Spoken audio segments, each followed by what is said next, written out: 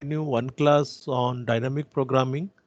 In one class, I'll be specially selecting the quicksort to explain you the average case, best case, and the uh, worst case analysis referring to the quicksort.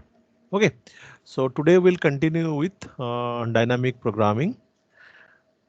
If you look into, we'll start with, we did some introduction last class. The first of all, we say this is a paradigm which is designed to produce optimal solution. Okay, dynamic programming produces optimal solution to a optimization problem, and we have already defined what is a optimization problem when we have one or many solution. And in case of optimization problem, we may have a many solution which is of equal value, or the value of the solution is identical, or we have a single solution or the best solution. One thing also I told you repeatedly, if you try to prove a solution to be optimal, then you have to prove the lower bound of your algorithm. That will come later on. Now, if you look into a problem to be solved in under the dynamic programming paradigm, it should exhibit two property. It should exhibit two property. One is your optimal substructure. One is your optimal substructure. What it tried to say? Optimal substructure. Initially, I told if you have a problem can be decomposed into dependent subproblem, then we select that problem, or then we select that problem as a candidate to design a algorithm under dynamic programming paradigm. Okay. Another thing I told, when we are trying to design a solution under dynamic programming paradigm, there is always two algorithms are possible. One is by forward approach and second is by backward approach. Okay, so what is a forward approach? If you look into a typical example, that let us say I am working on a uh, pathfinding problem, or in particular we can refer something uh, like a multi-stage graph. Any of you have come across? Any of you have come across something called a multi-stage graph? Any of you have heard of this term multi-stage graph? Yes, Yes, sir. sir. Floyd Sir. versus Yes, sir. algorithm. No, multi-stage graph in general, a multi-stage graph. How it looks like a Yes, multi-stage sir. graph. We can read from one node to another node by visiting many nodes, other nodes, sir. All possible Sir, nodes, sir. Yes. sir, in No. multi-stage graph, when we go from one set of nodes to another, there is no back node from that second set of nodes to the previous set of nodes. No, no. If I want to, if I'll say a line, you note it. Any problem I want to solve using dynamic programming has to be represented using multi-stage graph. Any problem for which I am designing a dynamic programming algorithm is to be represented using multi-stage graph. That means if when I start to find out a solution, I already told you problem solving is a searching. You start with the initial state, you try to reach with the goal state. Okay. You, we start with the initial state, we try to reach with the goal state. So when we try to reach with the goal state, we have to pass through the number of intermediate states. Okay, and those intermediate states, that means it's a typically a graph-like structure, or sometimes you can say tree-like structure. So what happens in case of a multi-stage graph? We are representing the problem. Suppose a problem has got 20 states or 30 states through which, or the stages through which I can, or the nodes through which I can pass to reach at my final solution. So that will be represented as a multi-stage graph. In a single in the initial stage I have the start node, and in the last stage I have a goal node. Okay, I may have a goal node, or I may have a multiple nodes. Okay, so and what we try to do, we try to find out a path from start node to goal node, and Then we divided the whole of, let us say there are n number of nodes. The n number of nodes are divided into k number of stages. Okay. And these k number of stages, a initial stage or stage 1 may contain one node, because if you have got one initial state, and stage 2 may contain 3 node, 4 node, 5 node, depending on the problem. And finally, we are finding a path from start node to goal node. And what is a forward approach? What is a backward approach? I'll explain you with a diagram also. The forward approach is such: when you are starting from the goal node, please remember, when you start from the goal node and try to reach with the start node, it is called forward approach. When we start with the start node and try to reach with the goal node, that is called backward approach. Now come to the Fibonacci number. Fibonacci number, what we try to do? We try to compute nth Fibonacci number. So to compute the nth Fibonacci number, how I am starting? I try to compute n minus 1 and n minus 2. So if you look into like a scenario, like a vertical scenario, your right hand side is represents f of n, and what you try to do in your left hand side, or maybe I can say, if we'll tilt this is visible, I maybe, are you getting that Fibonacci number graph? Yes, sir. Yes, Yeah. sir. So let us tilt this particular graph. The 6 is the goal node, right? The 6 is the goal node. And maybe I can say f of 0 or f of 1 are the two starting nodes. Okay, so what I'll do, I'll use this one first node 1 and 0, and all this one node will be collected to that node.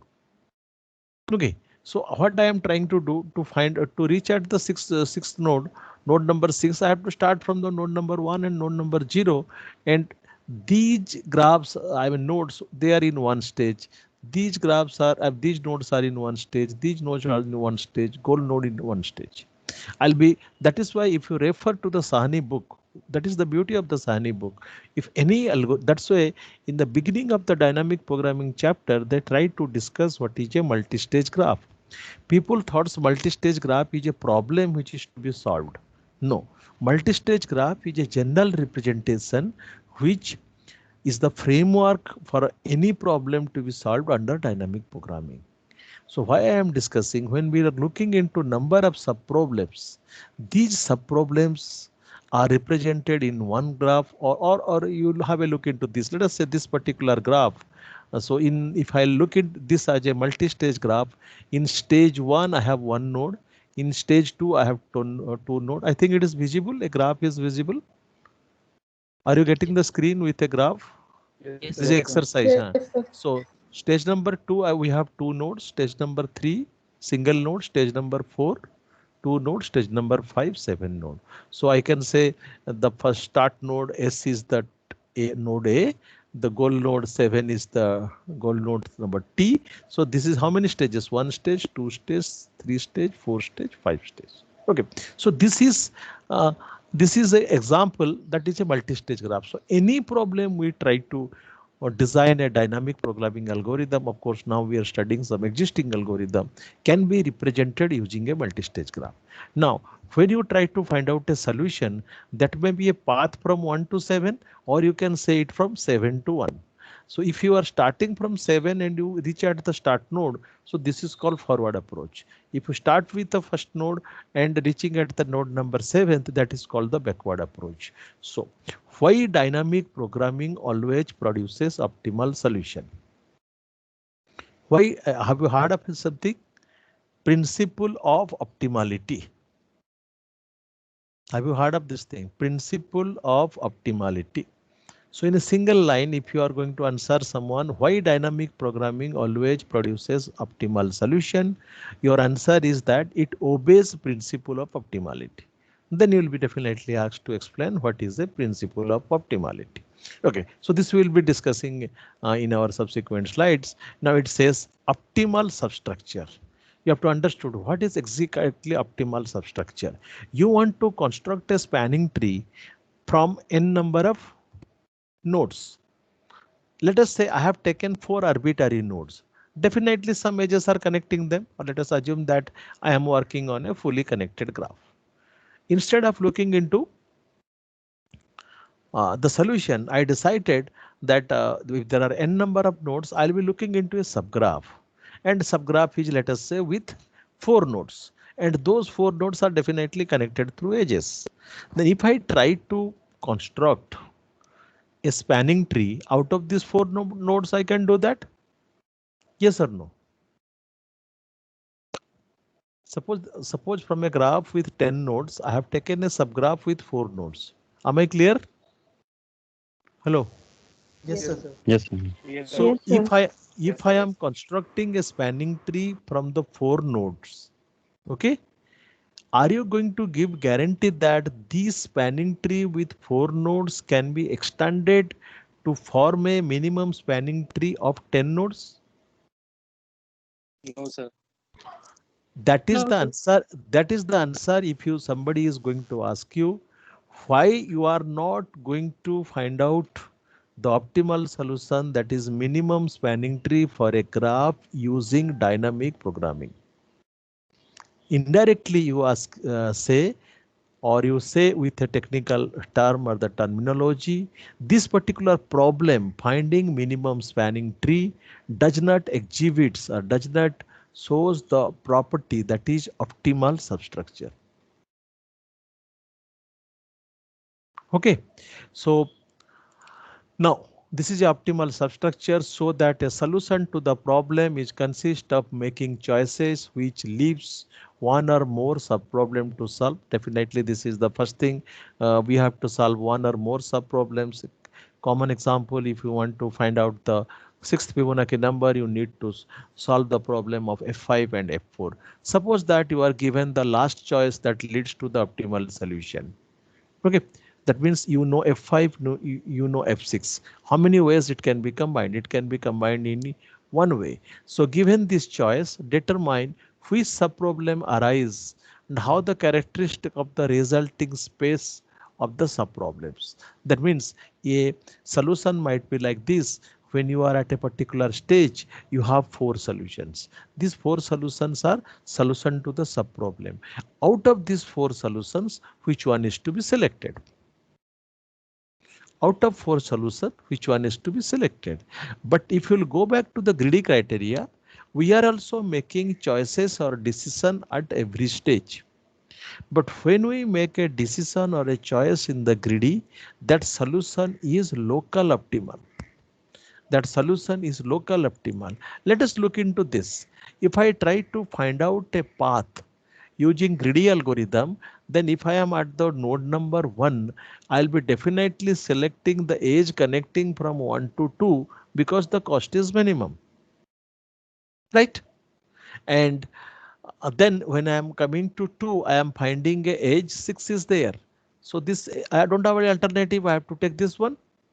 So the cost is 10. Now when I am arriving here, I have again 2 choices, 2 and 9. Definitely I'll take 2. When I'll come to the 5, I'll take the path 1. So this is a greedy algorithm. So what is the cost of the path? That is 4 plus 6 plus 2 plus 1. Okay, 13. But are you finding any optimal solution which is less than 13? Yes, somebody may Sir. come from 1 to 3. Let us say there is a negative edge. Uh, we can go from 3 to 2, then from 2 we can go to 4, from 4 we can go to this, and we can go to this. We have a different path. This is the difference between greedy and dynamic programming. Greedy at a decision point looks into only the local available solution. It selects local optimal, but whereas dynamic programming selects what is a global optimal. So we'll see, when we'll discuss today the knapsack problem, we will able to see, suppose at stage number 1, you are selecting the first item you want to take. That is the costliest one. But when you are moving to the item number 2, you are finding it is item number 2, it will be more profitable. They might have the identical weights in ideal condition. So what you are going to do, you are not going to take item number 1, but you want to take item number 2. Got it? So in greedy, what happens?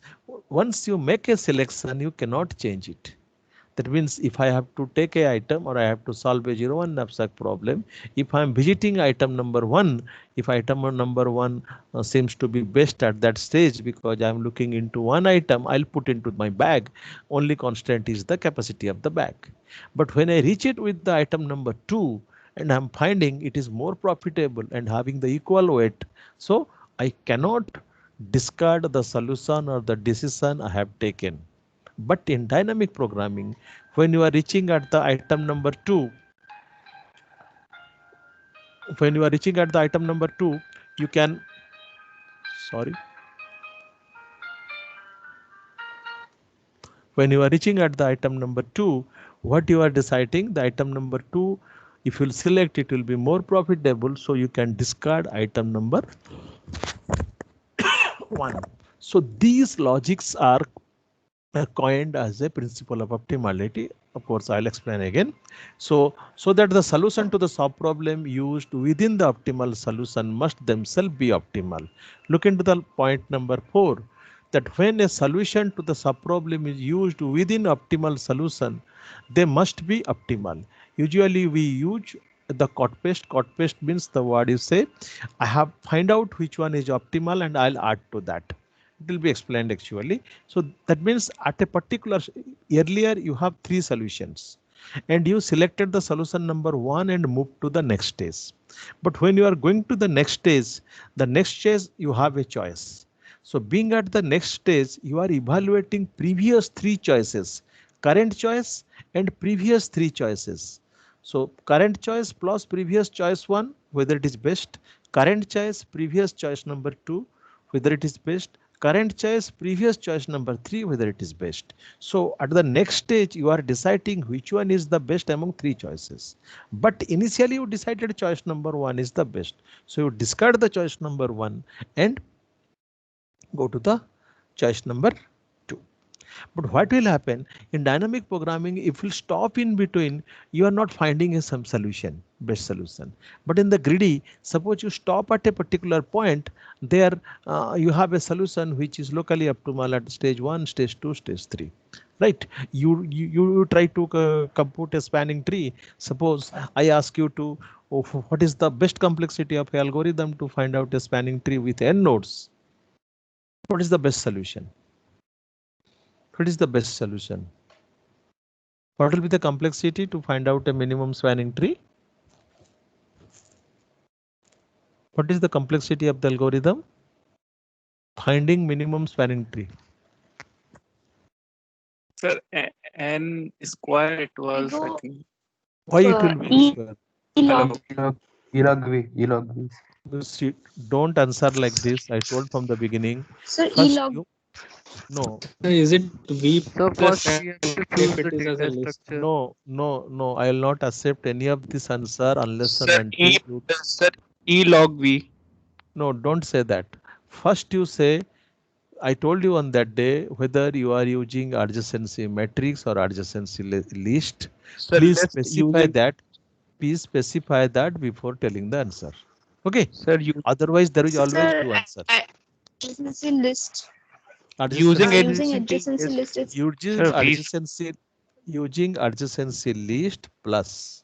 When you are taking a decision or finding the minimum cost, you are using a binary which heap? Which binary heap? heap.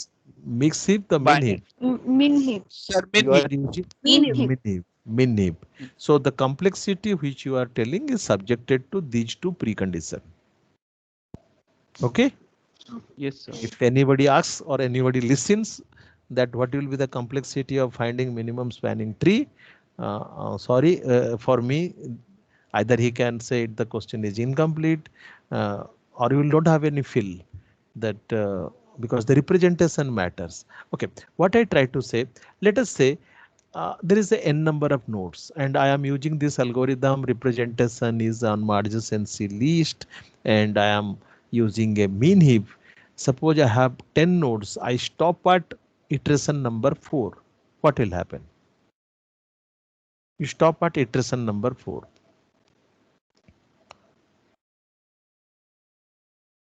All the decisions made at that time are best? No, sir. Yes, answer is yes, because throughout the process I am not going to change it. Let us take example.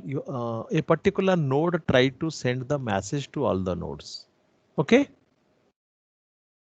A particular node try to send the message to all the nodes. So suppose I have to transmit a message to all the nodes. My protocol, maybe I am in a ad hoc network or a wireless sensor network. I am sending the message to my nearest node. Right. Then my nearest node will forward it to any other node. Got it? Suppose instead of finding that complete tree and in between I stop after the fourth iteration, and whatever I perform, that is also the best. Okay, that means there the local optimal solutions are also optimal. But in dynamic programming, if you stop at a particular stage, the solution which you have obtained is not the optimal solution. For spanning tree, the algorithm is such so that we always get a global optimal, but the decisions are final, which cannot be altered. So then what we try to do when we try to solve the problem, we need to ensure that the wide or enough range of choices to the subproblems are considered. That means we are in a position to divide a problem into number of subproblems. Of course, we divide them into a number of dependent subproblem. That's why it's a candidate for. So what is the optimal substructure varies across the problem domain. So first thing, you have a problem. For your problem, there may be how many subproblems are there, and subproblems are used in finding optimal solution. How many choices in determining subproblems to be used? So choices means you are at a particular node, or let us look into a tic-tac-toe problem, and you start with the initial state, and there you are initially you are allowed to make 9 moves. Okay, then maybe you are going to a stage. If a player 1 has exercise, you have got 8 moves. So these are the number of choices. So, or you can say simply the number of choices may be like this. If you are at this particular point, you have 2 choices. If you are at this particular point number 4, you have 2 choices. So this is something choices informally. Now you look into the running time calculation. You have not written an algorithm. You are only representing the problem using a graph, using a multi-stage graph, but you have some say. Informally, the running time depends on number of subproblems, total number of subproblems multiplied with number of choices. That means you can by drawing a representation, you can say ki what will be the complexity of the algorithm when you are going to design a dynamic programming algorithm. So how many problem and the choices do the example considered or contained, or many your new problem contained. So the dynamic programming uses optimal substructure, that is bottom up. That is bottom up. We start from, it's a forward approach or backward approach? It's a backward approach. First you try to compute f of 1, f of 0, then we proceed. The dynamic programming uses optimal substructure in bottom up. First find the optimal substructure solution to the subproblem, then choose which of these solutions are the optimal solution to the problem. So this is the simple basic property. So optimal substructure, does the optimal structure apply to all optimization problem? Answer is no. This I try to told you from the beginning. If I am not in a position to represent my problem in a form where subproblems are being distinct and subproblems are put into the stages, then only I can apply. Otherwise, answer is no. Applies to determine the shortest path, but not the longest simple path of an unweighted directory graph. So I think it is understood longest simple path. What is a simple path? Without parallel edges. What is a simple graph? No loop. No loop. Sir, without No, parallel no, sir. edges and no loops. Yeah, fine. Without parallel edges, no loop. Right. Fine. The shortest path has the independent subproblem. That means finding a shortest path is independent subproblem. Solution to the one subproblem does not affect the solution to the another subproblem of the same problem. The subproblems are not independent in the longest simple path. That means if I am starting from a path, I have only unique choices to arrive at the goal node. It has to obey, and the solution to the one subproblem affects the solution to the other subproblem. So obviously, if you try to compute f of 5, and if a 5 is computed wrongly, that is going to affect the f of 6. So maybe then it comes to the another property, which is the overlapping subproblem. Also, we say what is a small subproblem. So why we are discussing these things? When we look into a recursive formula or a formula which is to be presented, or what are the basic 4 steps to design a solution under dynamic programming paradigm, it try to reflect these things. The space of the subproblem must be small. Space of the subproblem must be small. That means for Fibonacci number, you have f of 0 per f of 1. For suppose I want to compute a binomial coefficient NCR, then maybe I can start with n value is 0, c value is 1, or maybe subproblem is defined. The total number of distinct subproblem is polynomial in input size. That means computation to the solution to the distinct subproblem.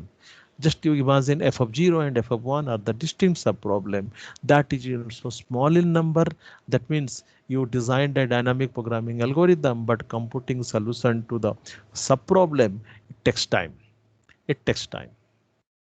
Okay, so why I'm explaining, sometimes we use greedy and dynamic and intermixes to design a algorithm. Sometimes we use dynamic programming, then we did something to genetic algorithm, then we use sometimes the greedy algorithm and generate the initials of solution for genetic algorithm or any type of heuristic algorithm. We'll explain.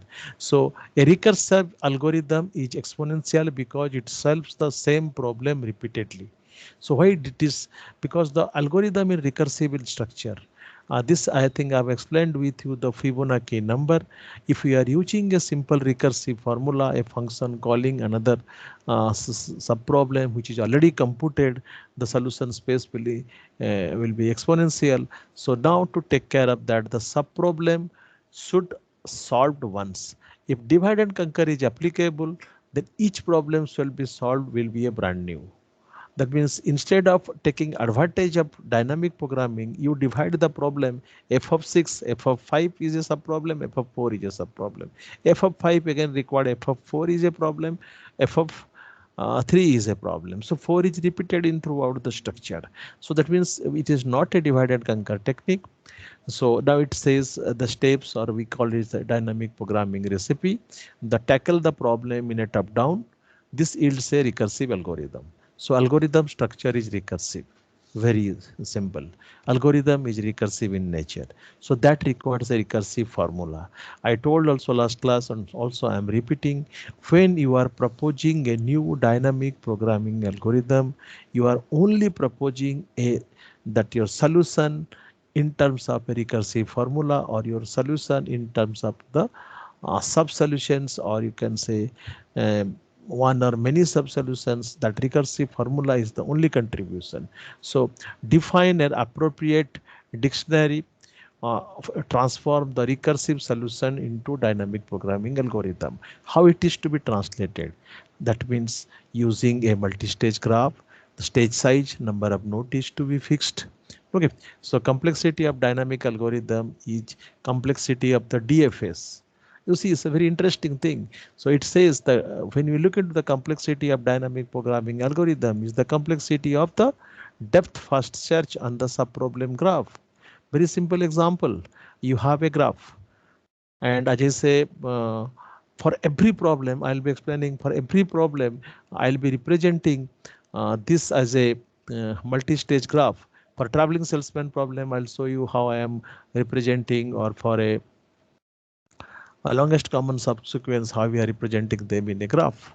Okay, so choose the so once it is a graph, you start from the initial state.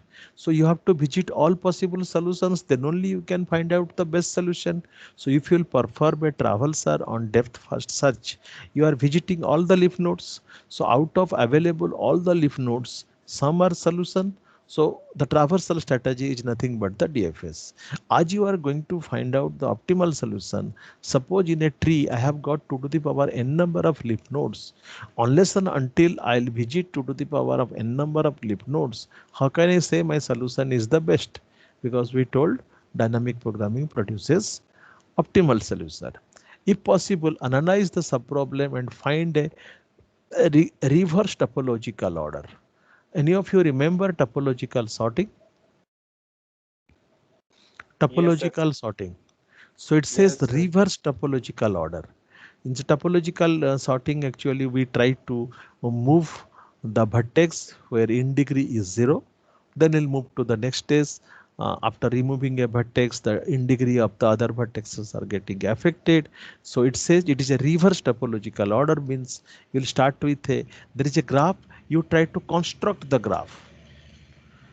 Topological order means from a graph you are removing 1 or 2 or 3 vertexes depending on each iteration till you have no vertex left. So now here you are building a solution including all the states. So that terminology is used, reverse topology.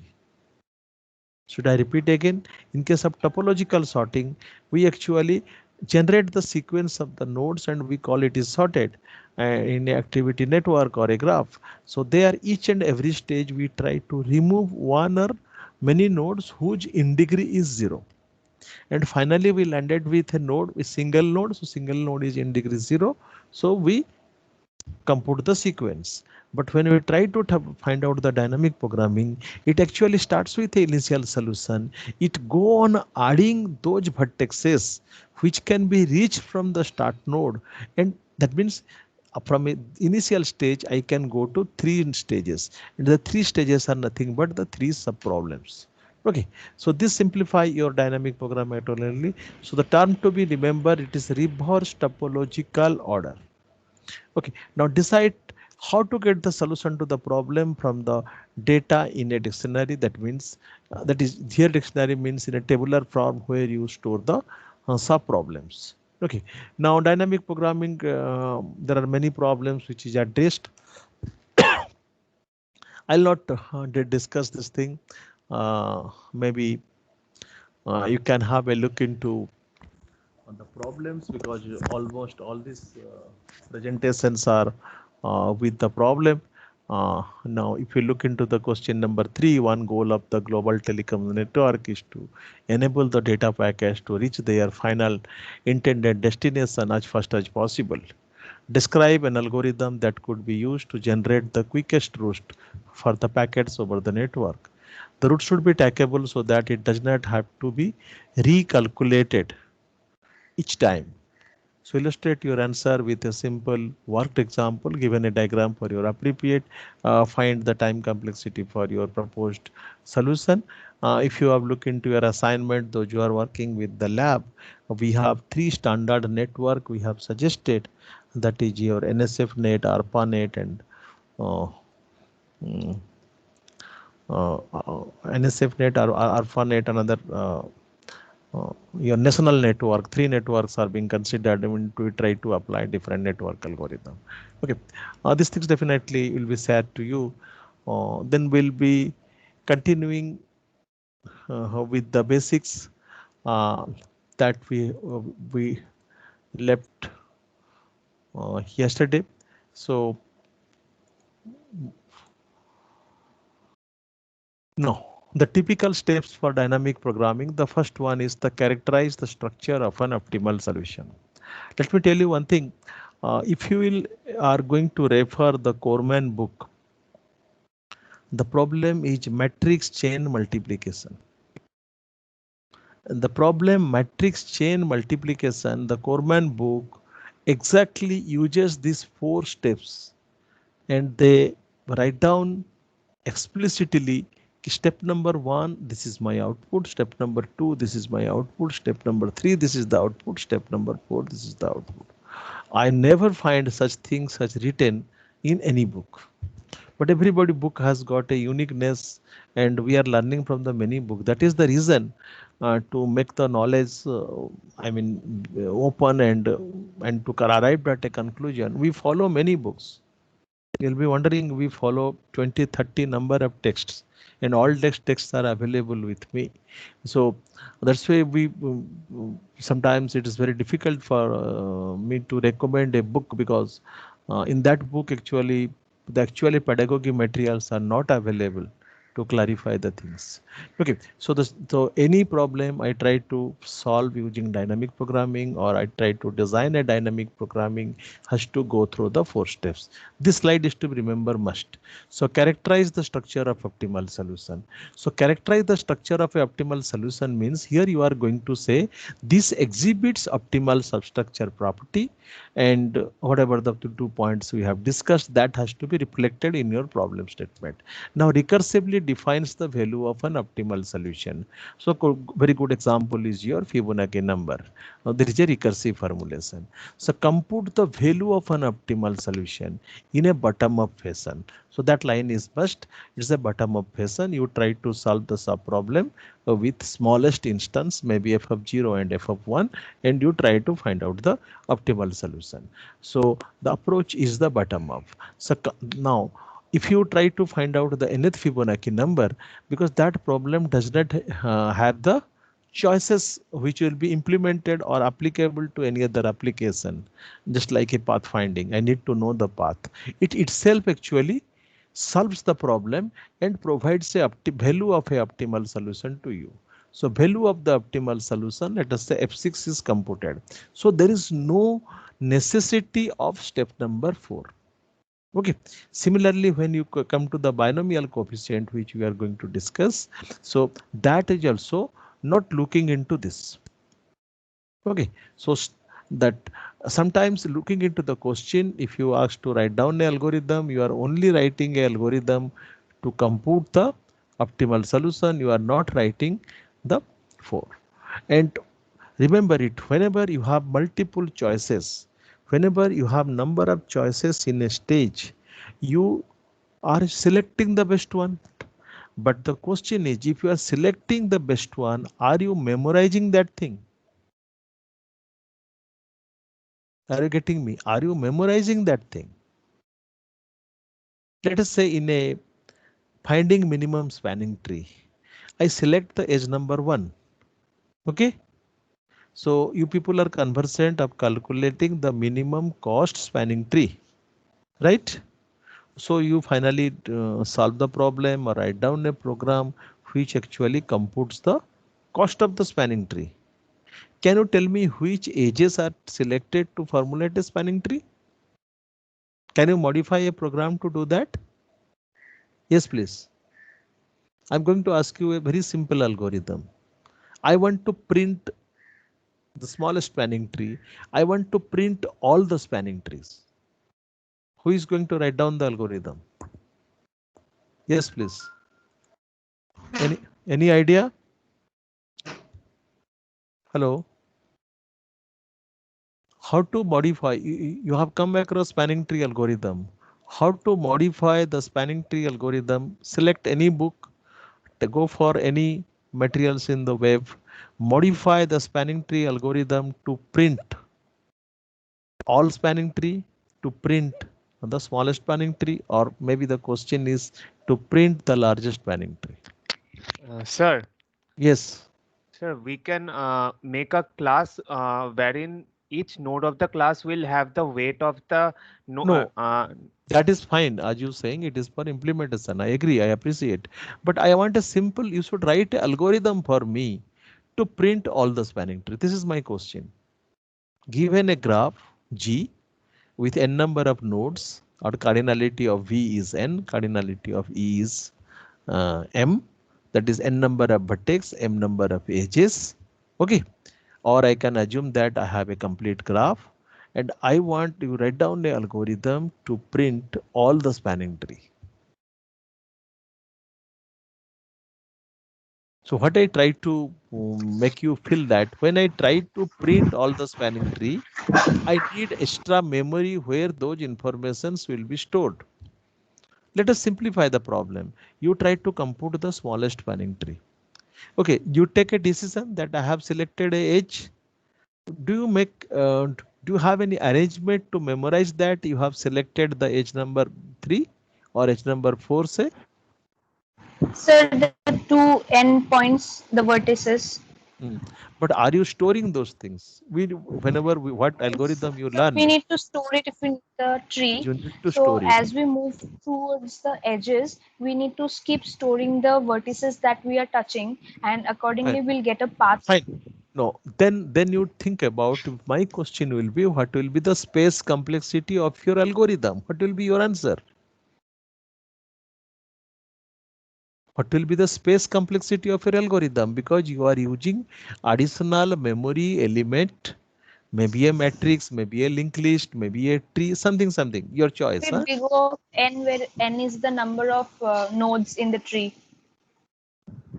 No, I want to remember the edges. I want to The remember. edges can be found after knowing the vertices. So if we store the vertices, that is the number of No. nodes in the I am tree, not. then we No, can no, find. no. I want I want you should print me the edges, not the vertex. Got it? I don't want it will be go from A to B, B to C, C to D. Don't like that. Just think it. I want that you should tell me edge number 5, edge number Space 6. Yes. complexity is order of 2 power e, sir. Order of 2 to the power e. That means which structure you will be using to memorize. Let us go to a very crude structure. Let us use a graph representation. Whatever the edge I am going to select, maybe suppose I am selecting edge connecting from the vertex 1 to vertex 2. There I'll write 1, otherwise it will be 0. Very crude one. Then we'll be minimizing. I need additionally n square memory to memorize because I am representing the graph using how I am representing. Let us say I am using adjacency matrix. And when I am representing the graph in adjacency matrix, my edge weight is the, or it is a weighted matrix. Agreed? Agree or not? Yes, sir. I am storing 23 is the edge weight. Now you say I am going to select that edge, or I am going to memorize that this edge is the part of the spanning tree. Can I do it in the same matrix? No, sir. Why not? Why not? Why you will use a simple matrix structure? Why not you will create another data structure which has two information? Think of that. That might be of understanding tree, no, sir. Yes.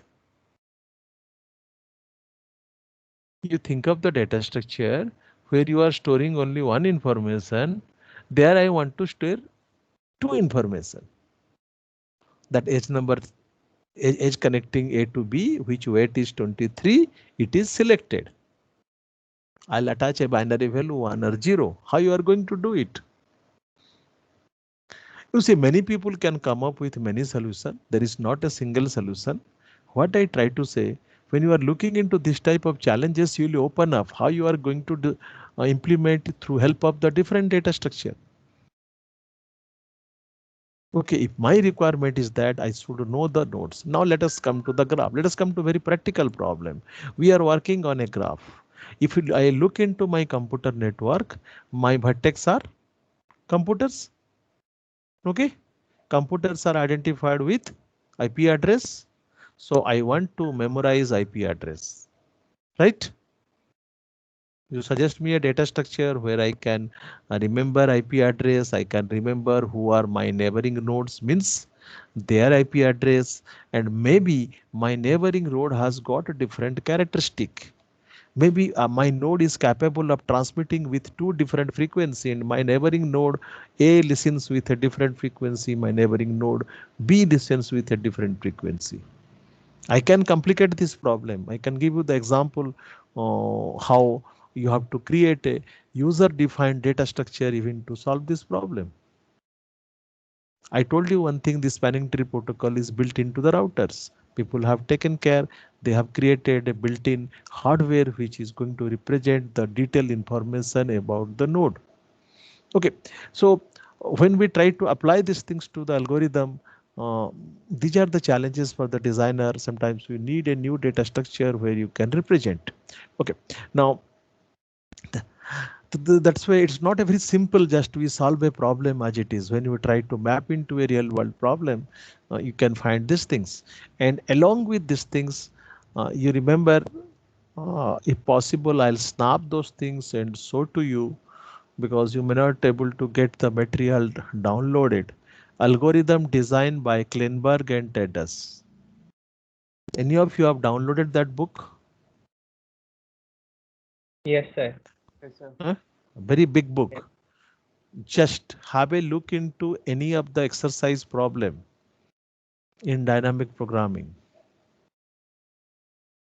It is usually one page or a half, more than half page. The question is more than half page. Your approach will be as a designer. Let us finalize. When we are learning dynamic programming, it will be appended with few questions from Kleinberg and Tedus. When we'll be studying divide and conquer, it will be appended with few questions from Kleinberg and Tedus. In addition to that, I am going to upload. There is a 40 problem assignment which is based on your basic knowledge of algorithm paradigm, what you have learned during UZ. Very simple basic tricks are there, and I'll be uploading that one. I could have uploaded from the day one. I have not uploaded. I'll be uploading. Fine. Always keep this thing in mind. You are not going to simply study a algorithm. Open up. You must have a hunger that how can I modify the algorithm to improve the performance? And these tricks are not explicitly mentioned in the book. It is your observation. When you try to study, you try to look into that where modification can be done. Is it a recursive formula? As I told, I want to represent n nodes in a tree. If I use a binary tree, I'll be getting a tree of height of order of log n with a binary tree.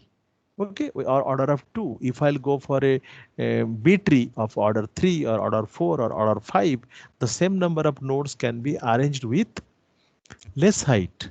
So we always are looking, we always looking to build a search space which is fatty enough, because when I prune a particular edge, I'm discarding few part of my search space.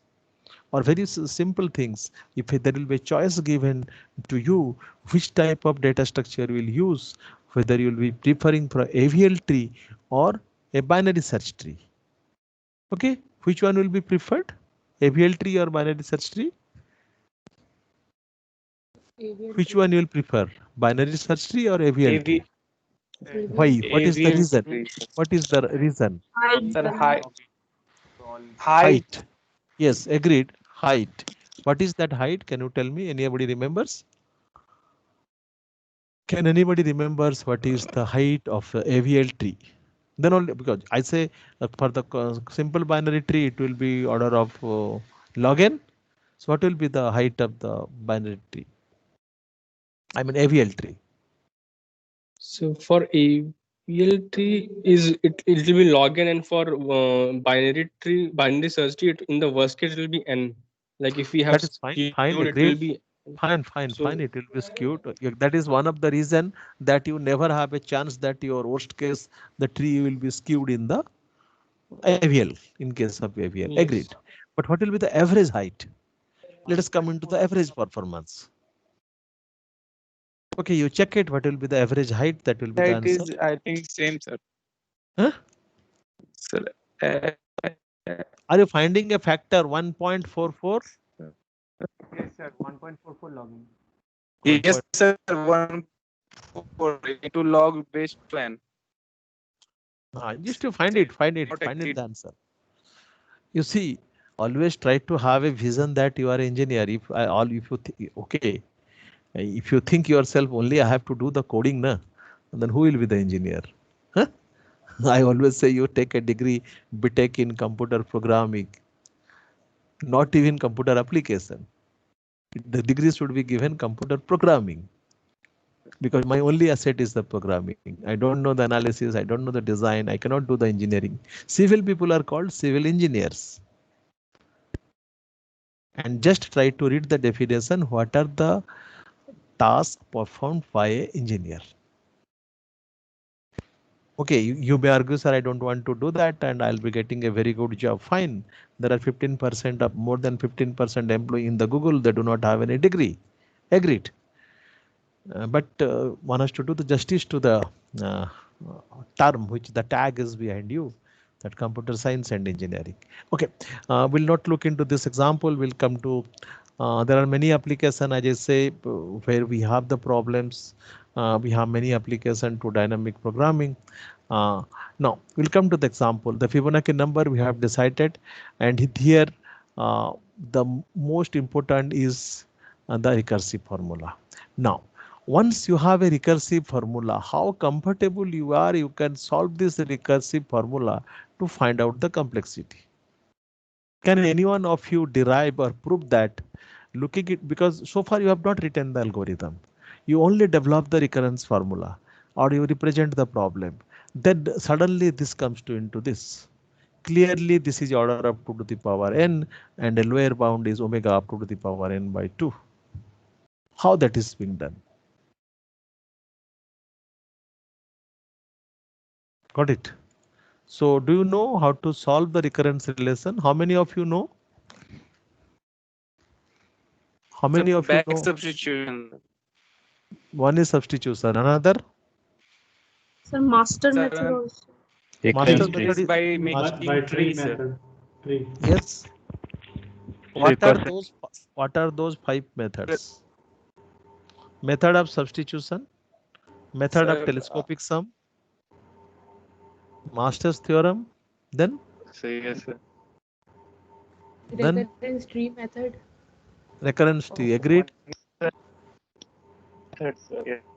Yes. Fifth one is Sir, this algorithm is too difficult to be solved by master theorem, so we can just count the number of nodes in recurrence tree. no.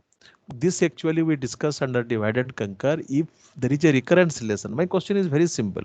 If your algorithm is represented by a recurrence relation, how to find out the time complexity? Without looking into the algorithm, you see, this algorithm when we are formulating, we didn't talk about whether we'll solve it in dynamic programming or not. I say simply from the recurrence relation, can you find out the complexity? That means solution to this recurrence relation. Very simple. How to find out solution to a recurrence relation? It is independent from the algorithm. It's a pure mathematics. So solution to this recurrence relation. Characteristic equation. Yes, not this is recurrence relation. You can call it the characteristic equation for that. So there are 5 methods. Okay, method of substitution, method of telescopic sum, master's method, that is your recursion tree, and 5th one is the guess and test. So why the guess word is used, you see, we are looking into a upper bound. So instead of looking doing lot of brainstorming, we able to guess a upper bound. Let us say I have an algorithm, you guess it to be order of n cube and someone is going to be guess it as the order of n to the power 4. So it is not saying anything about least upper bound. So if the person who is saying the complexity of order of n cube, he is correct. Actually my algorithm is order of n square. Then somebody is asking, is it order of n cube? I say yes. Then another person is asking, is it order of n to the power? I say yes. Got it? So similar guess has to be there, and with the argument it has to be proved. I don't mind for I'll share that thing. That's why I'm taking feedback from you. I'll be sharing those detailed presentations with you, and those things I'll be sharing through the Netris. Huh? I'll be uploading because I can upload only single item to a mail. I'll be uploading that to the Netris. Okay. Greedy I'll upload, dynamic programming I'll upload, and divide and conquer I'll upload. Okay. So we have a section. Few people are querying me about what will be the course. I am also I have a complete presentation showing what we are going to discuss. So we have a section called lower bound, how to calculate the lower bound of a problem. You see, so far I don't have any information. I have only a recurrence relationship from which I am calculating the solution space, or sometimes I can say if I want to design a algorithm or I want to solve this problem using the brute force method, it will be order of 2 to the power n. And if I want to say the problem is a difficulty problem, I can say the solution space is exponential.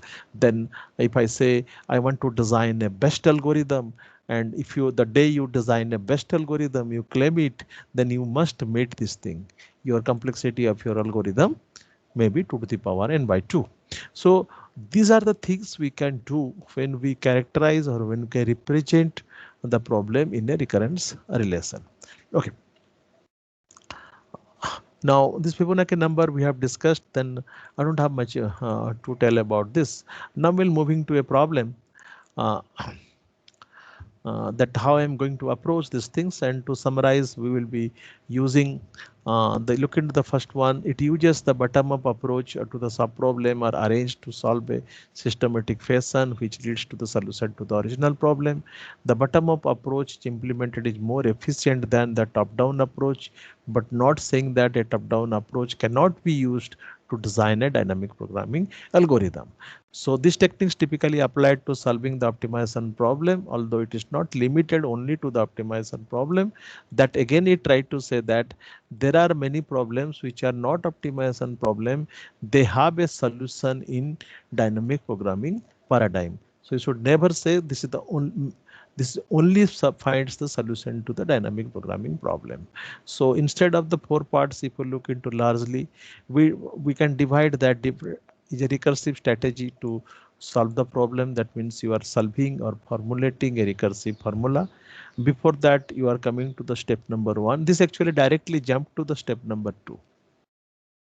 And then it is the step number 3. This will only give you the value of the optimal solution. Now, this is most important. You have to understood. And if you try to produce like why you have written an algorithm, prove that this particular algorithm is going to produce optimal solution. You have written an algorithm for pathfinding algorithm. The next question follow, prove that your algorithm produces a optimal solution. So that argument can be represented in the light of this principle, which is called principle of optimality. So what the principle of optimality says, here you have to look into that multi-stage graph concept, because to start from a start node to reach with the goal node, you have to take a number of decisions. So in stage number 1, you have 3 choices. You have taken a decision to select a node. Stage number 2, you have taken 4 choices. So you have taken a decision to select the choice. So it is a cascading of decision that leads to the solution. So let us assume that to be decision 1, decision 2, decision 3. It may so happen that in a stage you don't have any choices, you have only one path moving from one stage to another. That is also applicable. Now what we try to do, let us look into this problem which can be where we can find out the solution to a problem by taking n number of decisions. So what he tried to say, if you are at the last stage, let us say this dj equal to dn minus 1. If you take a subproblem that is from d1 to dj, then the solution which is obtained from d1 to dj is, so suppose the solution which is obtained from d1 to da, if it is optimal, then if we take a subproblem just by leaving one choices, that is d1 to dn minus 1, that is also optimal. Okay, this is the objective. First, if the whole solution is optimal, if you backtrack to the one step, then that subproblem solution is optimal. This is actually principle of optimality.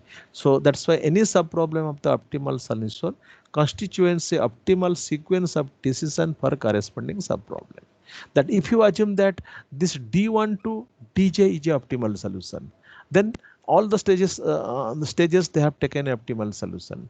So then if you go to, if the whole solution is optimal, then any part of this solution is optimal. So this is the approach. So with roughly, if you want to answer someone that why dynamic programming produces optimal solution, so you can say it obeys principle of optimality. Interestingly, you'll be finding this principle of optimality is obeyed by some special problem under greedy. That is the reason they also produce a optimal solution. Okay, now this is the only thing is to be remembered.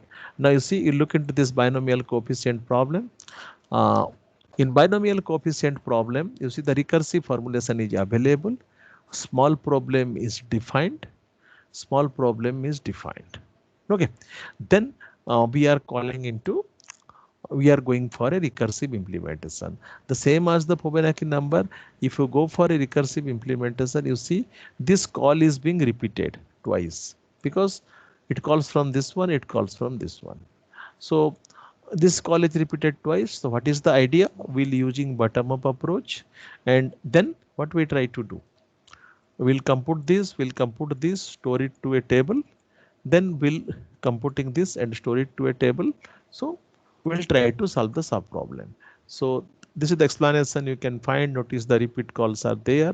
In general, the number of calls for the computing is CNK will be 2C into NK minus 1.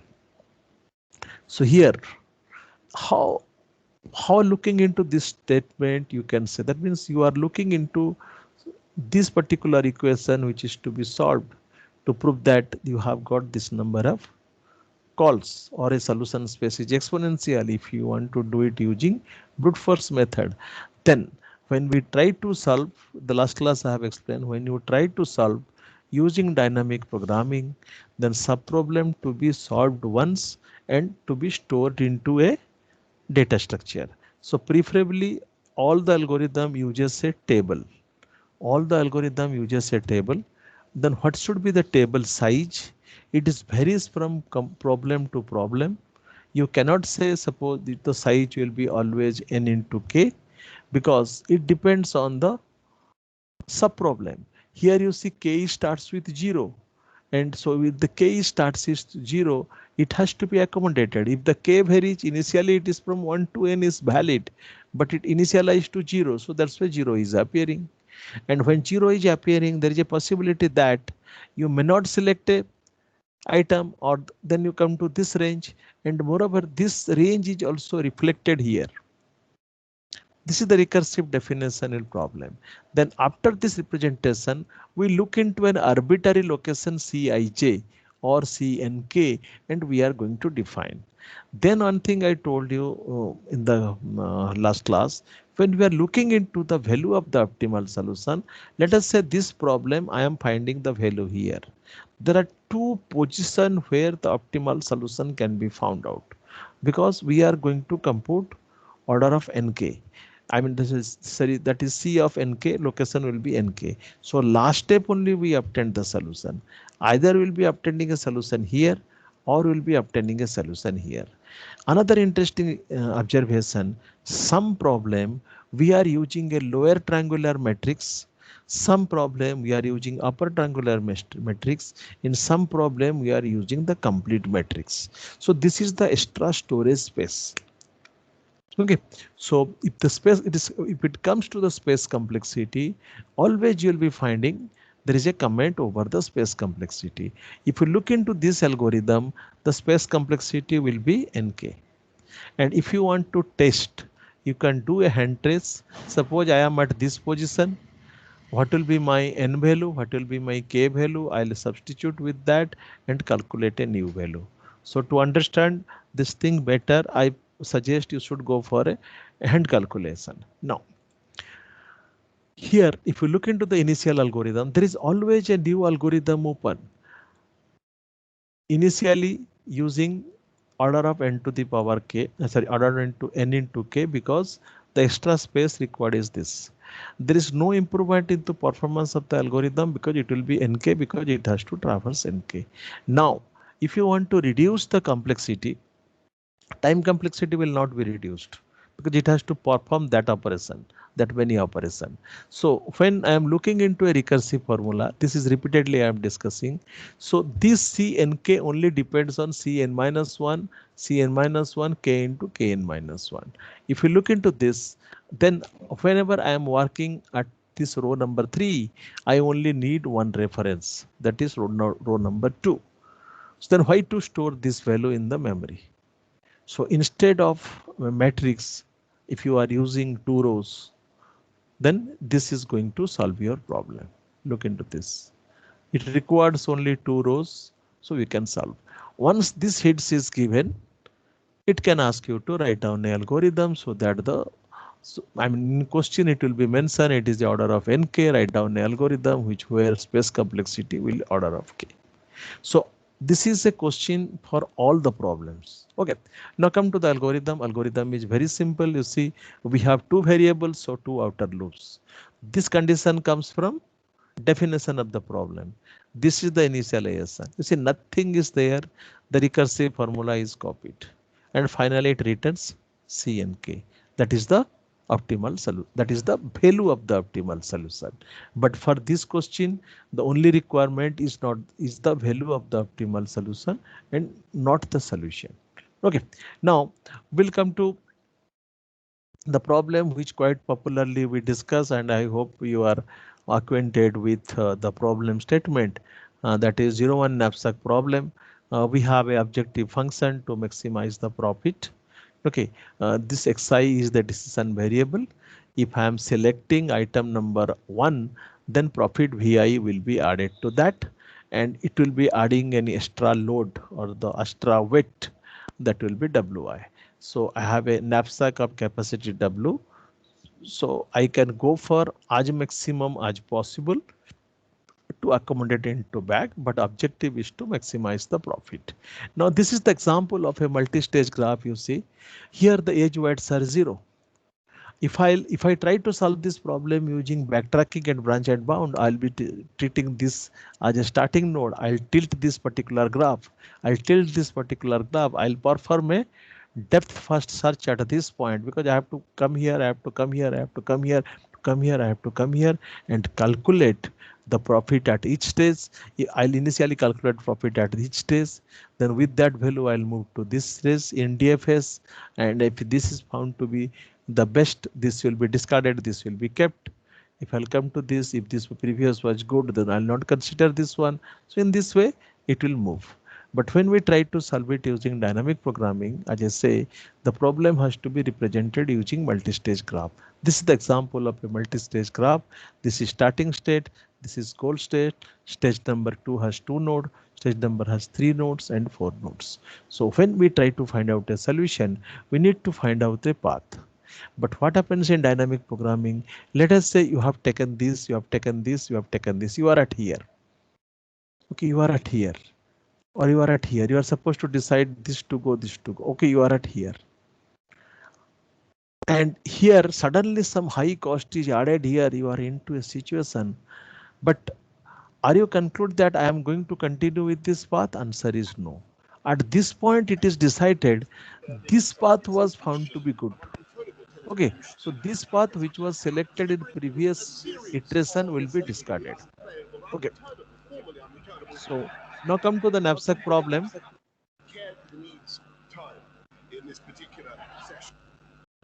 Yes, now we come to the knapsack problem. Here we look about the solution space.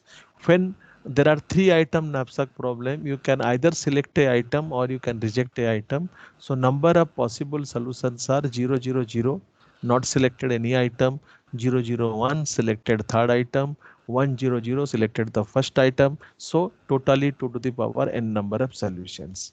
Now we look into that. There are 2 to the power n number of subsets.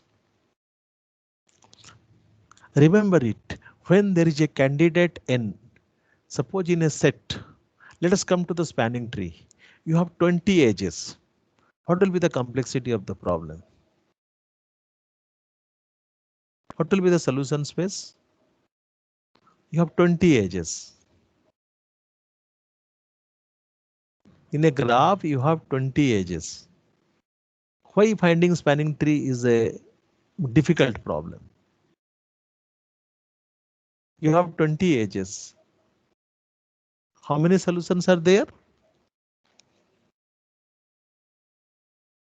Ideally, if you'll speak, a single edge can be a solution, right? Any two edge can be a solution. Any three edge can be a solution. Any four edge can be a solution. Any five edge can be a solution. Are you getting me? Yes, sir. So how many such combinations are there? It is nothing but the power set. Got it? It is nothing but the power set. So how many members are there in the power set? Cardinality of the power set is 2 to the power n. Suppose you want to find out a shortest path in a graph with n vertex. So shortest path can be directly a edge, because I have not told anything from which vertex to which vertex. It can be 2 edge, it can be 3 edge, it can be 4 edge, it can be 5 edge, it can be all n minus 1 edge, but with all the permutation combination. So total number of subpaths to be examined during the brute force method is 2 to the power n. Now, if that is that, then you look into that. If n equal to 100, total number of permutations or solutions is like this: 1.26765 10 to the power 30. And if you have a computer which capacity is 10 to the power 10 subsets per second, so it will take 10 to the power 12 years. So we are very happy we are solving the knapsack problems. Why this comes? We know how to find out solution to the knapsack problem.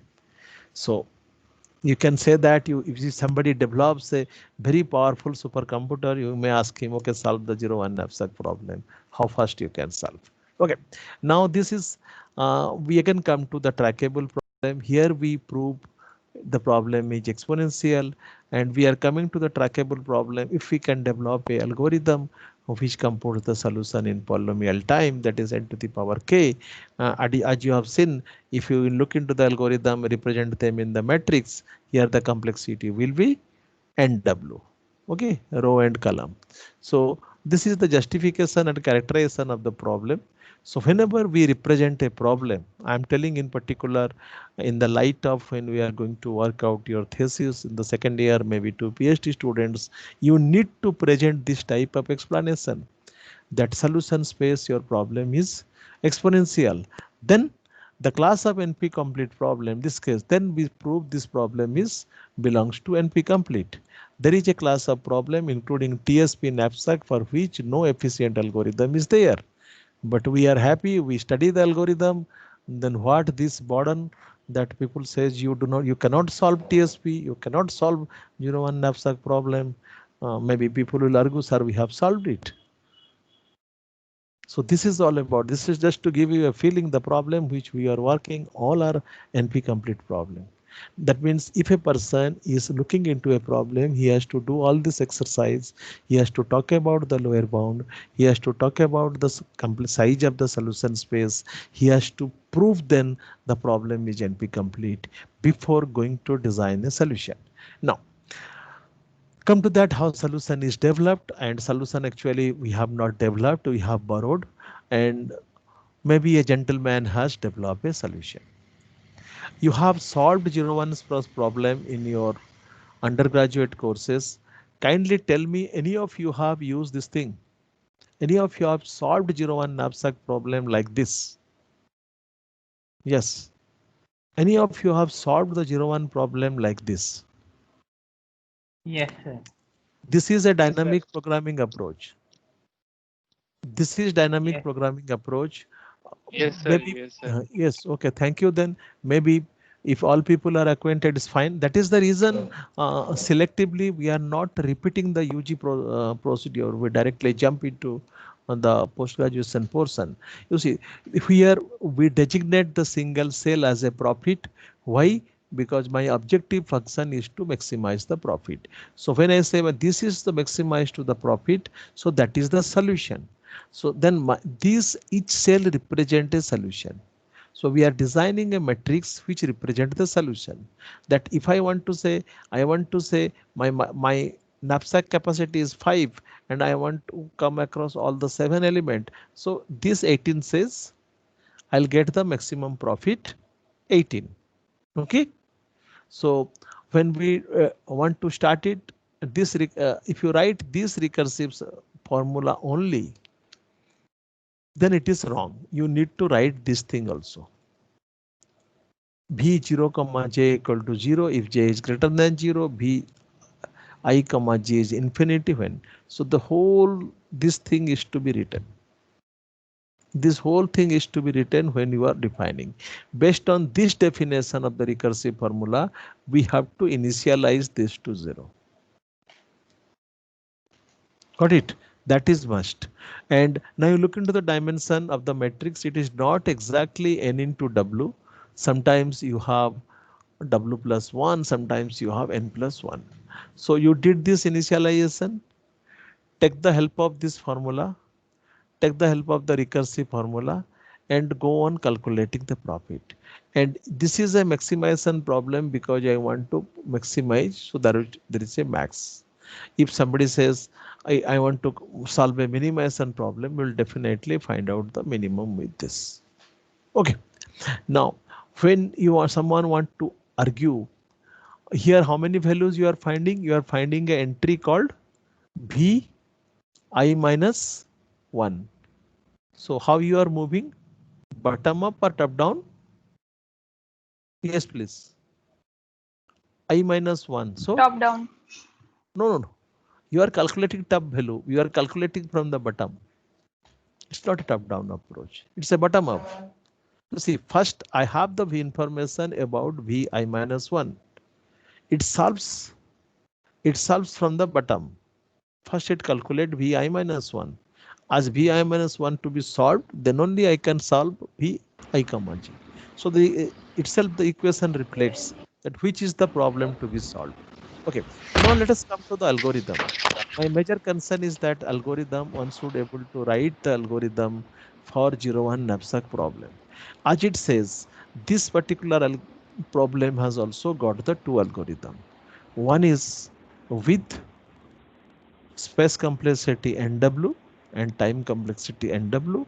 Another says the space complexity only order of W. If I'll write like this, can you write down a dynamic programming algorithm for n number of items with a knapsack of capacity W with the time complexity order of NW and space of order of W? Okay, now come to this algorithm. You see, anywhere we try to memorize that which items we are selecting. Look into line number 1. It is a typical algorithm. We are supplying weight information and vertex information and knapsack capacity. And then we initialize the array. Okay. We initialize the profit V0J to 0. So I'll initialize all profits there. Then I initialize for I, V, I0 is initialized to 0, V0J is initialized to 0. So working starts from this particular step. Okay. So we varies, there are two variables ij, so varies from n, varies from w. Clear? Then we write if wj is less than j and vi plus this is greater than vj plus 1, then we are coming to this thing. Otherwise, we'll continue with the previous profit. Okay. So anywhere we are memorizing, please have a look into this. Anywhere we are memorizing the decision we have taken, look into that. This calculates the profit. Previously my profit was VI. Now, this is the current item which is to be added. So this profit goes because I have selected the ith item. This is the previous profit calculated which is available at the where? Which is available at the table. So current item is added. So now this has to be compared with which one is the max. So this will be updated. And the total profit which will be calculated will be this Pij will be j minus wi. What is that? What is this Pij? Are you getting from this algorithm? This Pij is j minus wj. What is that? Knapsack total weight minus the current weight of the item. So current weight of the item you are extra, then fine. Now anywhere you try to memorize, look into this line.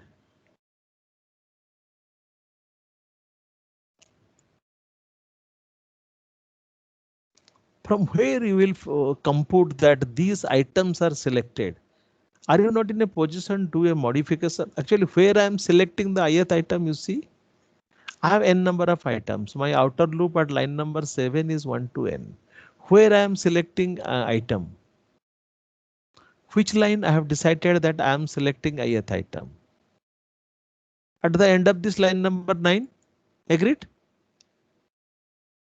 Please have a look into that. Where you are selecting the item number, pi is selected. Where the says ith item is selected.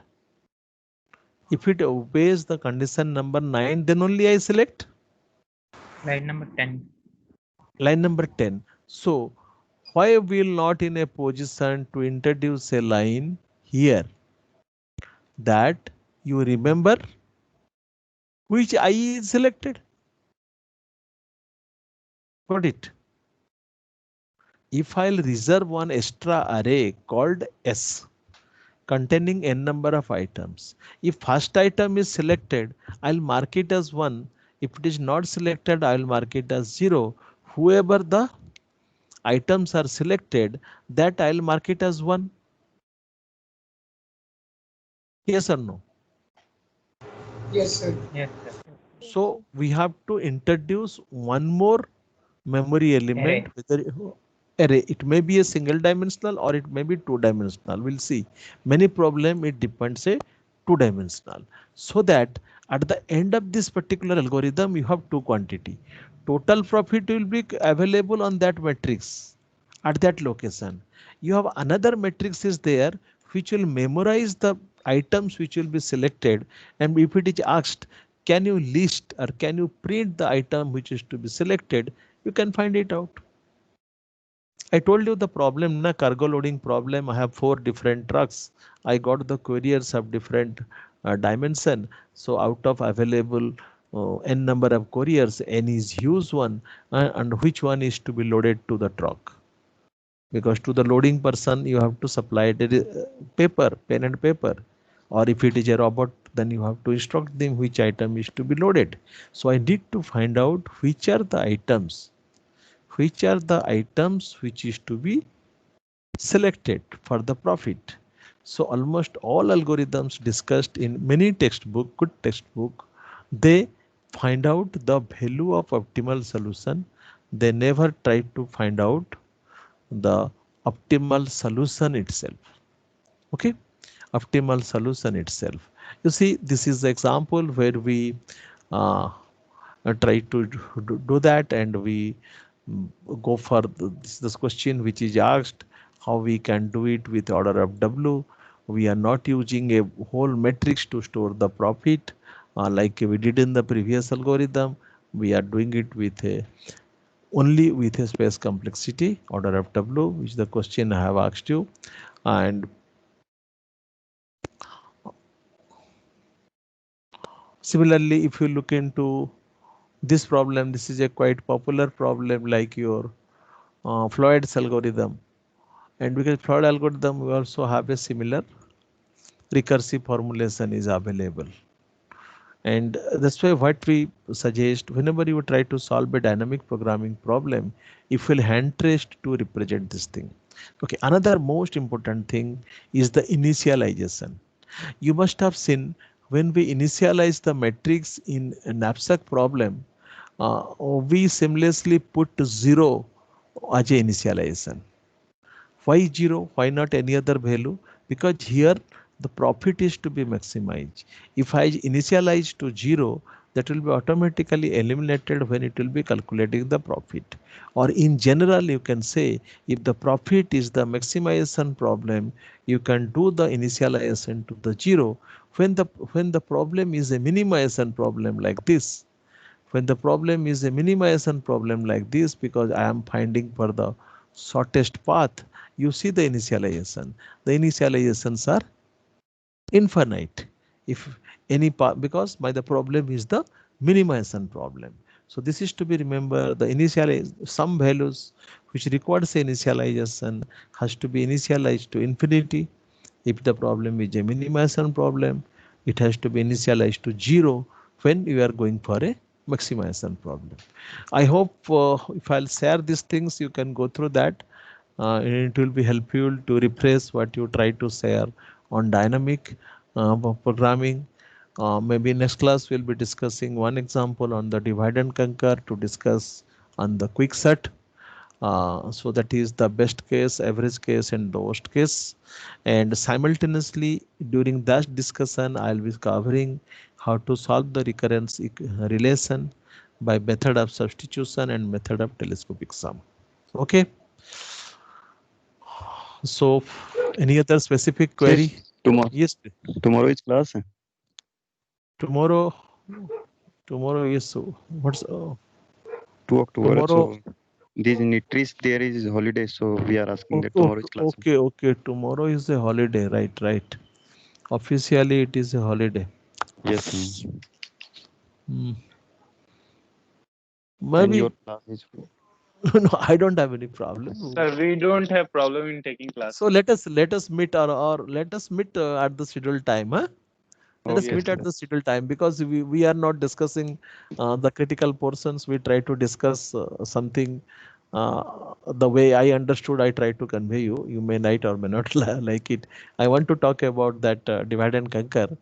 Let us best utilize the tomorrow's time, huh? yes. Because that's a good time. We can talk for 1 hour and 1.5 hours. We'll meet, huh? We'll meet. And in addition to that, those people are having the lab. I have posted the instruction for Scilab. You all people have got it or not? Yes, sir, we downloaded. Yeah, you we are lucky. download it, install it. It is very easy. Don't run after the licensing software for the MATLAB. Had it been within the institute, you could have downloaded MATLAB, install the Scilab, and it will be you'll be getting the identical features, but some commands are different. Okay, some commands are different. A little bit that I'll tell you, because I want to give you an online demo for BubbleSat or comparison of the BubbleSat. So if you'll install to that, we can have a demo. It's not a issue. Huh? Uh, so also I would like to check whenever you are working on that. I can also check your program directly if you share your window. So it is better preferred that you install it. Maybe those people are not opted the lab, so they are also welcome if they want to participate on that. We can.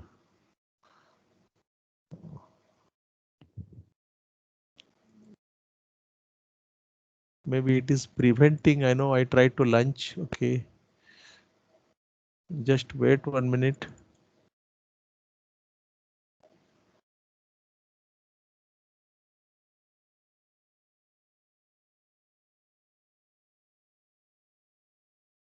Maybe it has to be start. It is just sorting. Yeah.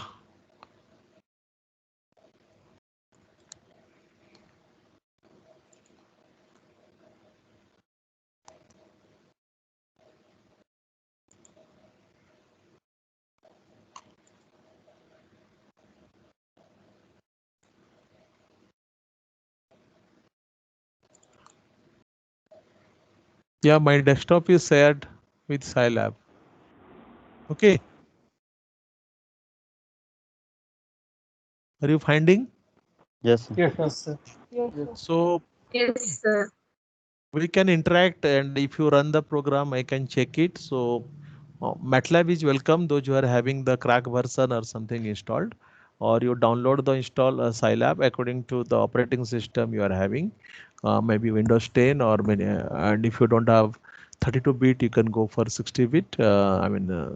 64-bit, anything will do. and the help commands are very much identical.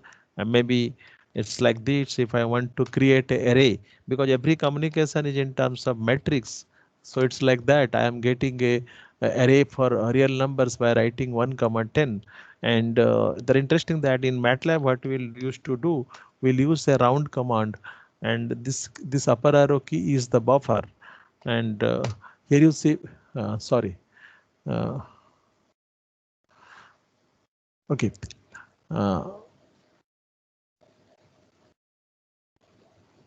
It is expecting a parent. Okay, I'll do is that.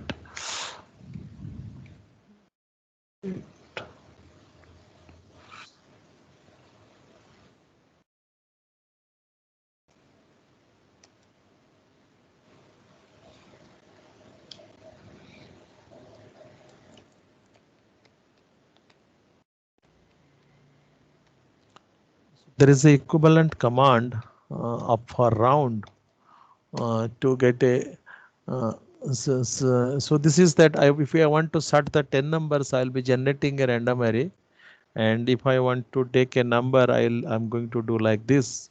I'll multiply 100.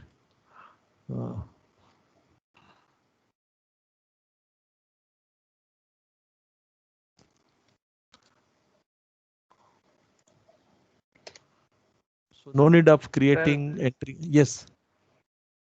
Sir, sir, I think tomorrow I cannot join class. Sir. Okay. Any problem? Not a issue. We'll be discussing divide and conquer because maybe if you are missing, you can take the liberty to discuss at any time. Yes, sir. No, it is if all of you are not joining, fine. I don't have anything to say. Okay. If you stick to the issued timetable and you don't want to join, then it's fine. So you please, those who are having the lab class, you please prepare for the Scilab so that it is possible that we can interact. I can give you online demo, and I can at least tell you how we are simulating and getting the graphs. Okay. Sir, even if it is MATLAB, is it okay? Crack version. Yes, it's okay. I don't have any problem. I used to do it in MATLAB. At the institute, we have license version.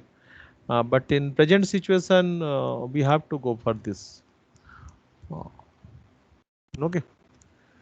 So, but for Sir, a data structure, are the yes. commands identical between both the software? Yeah, both are the clones. Only a few commands are different actually. It's a patent issue. The same name they cannot use. Okay. Okay. Okay. So the simple things I'll explaining you very simple how we compare the multiple graphs, how we got the graphs to be plot on a single plot. I mean, those people have not opted even the lab. If they want to learn also, at least everybody should know bit of analysis how we'll do it. Because ultimately in your thesis, people are struggling to do the simulation. They always look into a black box or a package, but they're scared to write the own program. They say, we're not able to do it, but we did it in the MATLAB. We compare the result of the simulator and the results are identical. You see, the simulators are also programs written by the programmer. Then why not you will be in a position to write? So only the negative argument which comes that nobody has accepted your program or simulator. But who knows, the simulator what you are developing tomorrow people will accept. And the number of simulators what we are using for network, NetSim or CloudSim, these are the product comes from the lab, or it indirectly a group of students has developed that particular package. And then they publish the research paper. Other people are scared of writing the program, so they try to utilize their package. So they officially share it, make it as a bundle. Okay, use our package. We'll also getting fame for that. And everybody is using, they are calling the functions, they are using their classes to create the members, and they do it. Okay. So tomorrow we are meeting, yes or no?